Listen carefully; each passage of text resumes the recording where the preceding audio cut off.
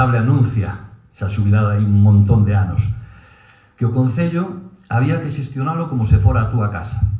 Había que tratar os cartos públicos coa mesma prudencia e dilixencia coa que tratas os teus propios cartos. Partir dos ingresos dos que contas para poder cubrir primeiro as necesidades, ou neste caso os servicios básicos, e logo facer as mellores inversións posibles para que todos os membros desa casa, neste caso os veciños, poidan vivir o máis cómodamente posible. A boa da Anuncia tiña razón.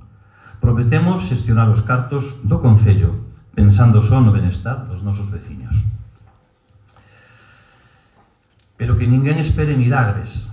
A situación deste Concello e de todo o medio rural é realmente dramática.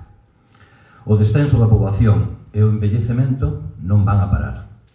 Tentaremos frear isto na medida do posible, pero vai a ser moi complicado.